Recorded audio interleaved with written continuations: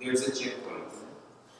We need to open the window, and the God says, hello. It might be because I'm a linguist myself, but it was a very interesting piece that was talking essentially about how language is used, unfortunately, to divide people and to find the differences among people. Where are you coming from?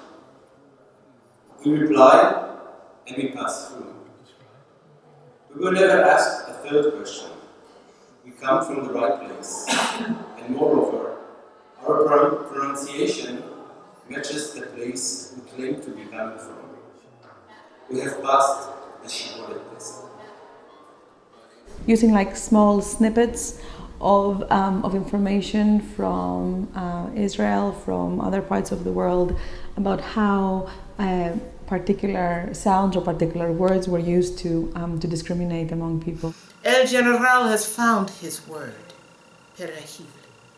Who says it lives. Oh, I liked about that how to pronounce H, because I have an accent too. Everybody looks at me first and I think what she's doing here.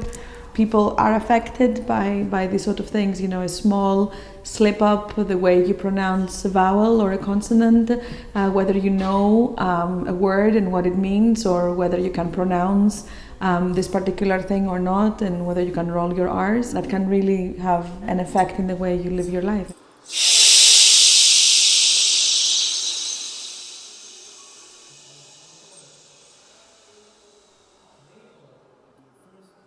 I'm from Greece originally, and in Greece we have a variation of this dish, and I was extremely happy when I understood that it's a commonplace thing that we have. Where I come from, we call it kayana, and it doesn't have a lot of peppers. My mother doesn't add chilies or peppers.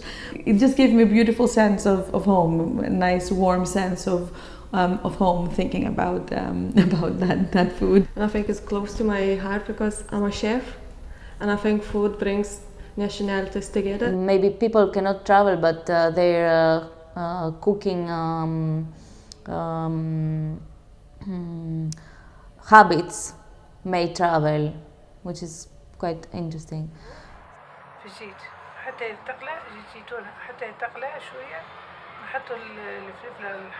It broke kind of boundary about how we usually act or we are expected to act. I imagine people messing up with tomatoes, brand new outfits on it, and cracking eggs. And I think it involves people, and it makes like a community.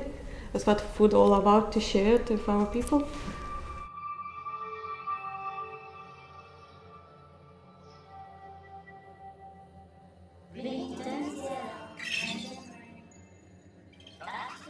I found it quite imaginative. It wasn't that direct to find the thread among those pictures. For me, it was interesting the way that he made overlap our sensation, our perception about what we were seeing. It was as well ironic and even comic.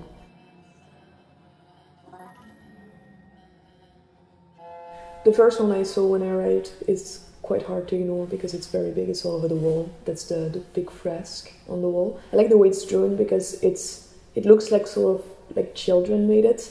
At the same time, there are some little writings on some characters that prove it cannot really be a child because there's that innocence that goes with children that is lacking from the fresque.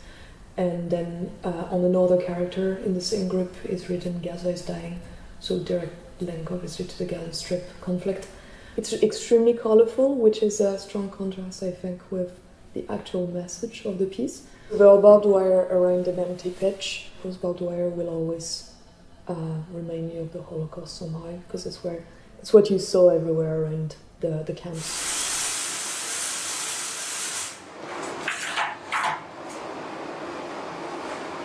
Surprisingly, my head's hit that same night. I found interesting the way that the artworks were exhibited in the space. I think they were quite disparate. This was challenging for the spectator because the experience was ever-changing and many sensory elements were involved.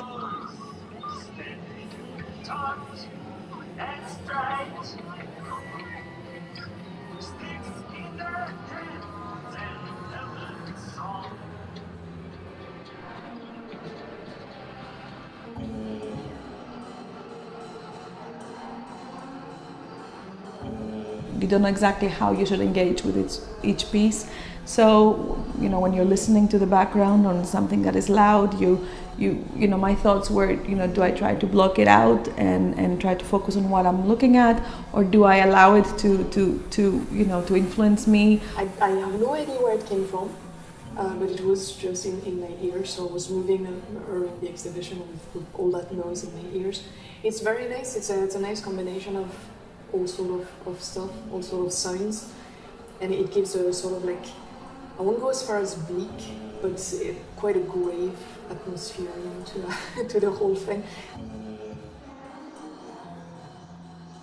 I'd say the general feeling I got from the exhibition is that it's all linked to any form of violence or troubles in the world. So you've got the Gaza Strip, you've got the perpetual conflict between the Muslims and the Jews, you have the apartheid, which was the violent movement in Africa, and you've got the troubles, of course. So it always seemed to be how two communities tear each other apart.